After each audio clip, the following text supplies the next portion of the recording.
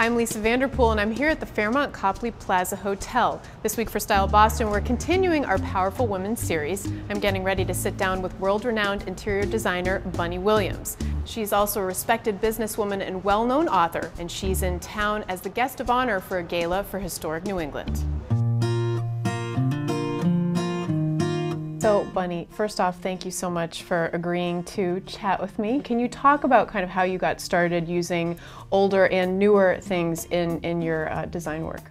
Well, I grew up in Virginia, so I obviously grew up in a community that was filled with historic houses and antique furniture. I think when I've been exposed to all the periods of design, the most interesting thing is to use the past and mix it with the present, and then you get something that's very timeless. Interesting.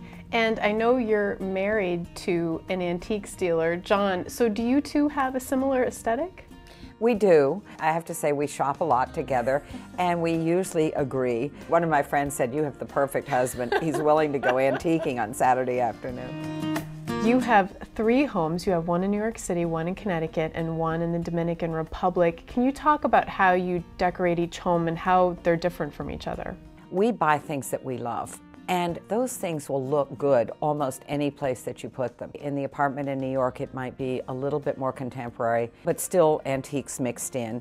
The house in the country is much more traditional. It's a New England federal house, and I did it 30 years ago, and I really haven't changed it that much.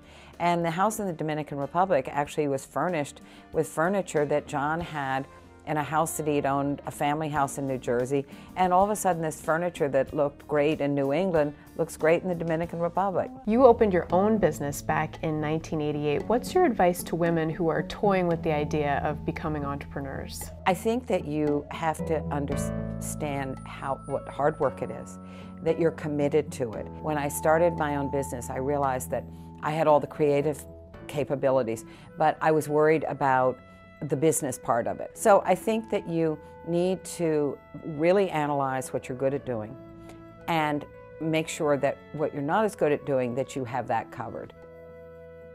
Do you think it's easier today than, say, 20 years ago for women to get to the top in the business world? I have to say, in my business, it's easy. I'm in one business that it really doesn't make a difference. I'm very fortunate. I still think it's harder for women in law firms and banks. I do think there's a glass ceiling. So now we're going to switch gears and do something kind of fun. We're going to do our Styleboston 5 faves.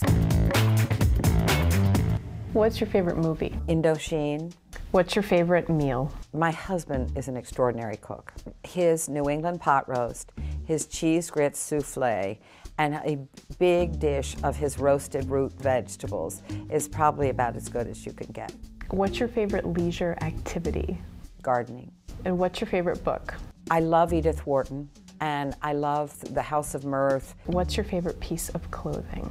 I have a coat that's a copy of sort of a Balenciaga coat. It's bright blue with black polka dots on it. Well, Bunny, thank you so much for sitting down to chat with me today. I appreciate it. Well, thank you so much for asking me. I've enjoyed it. Good.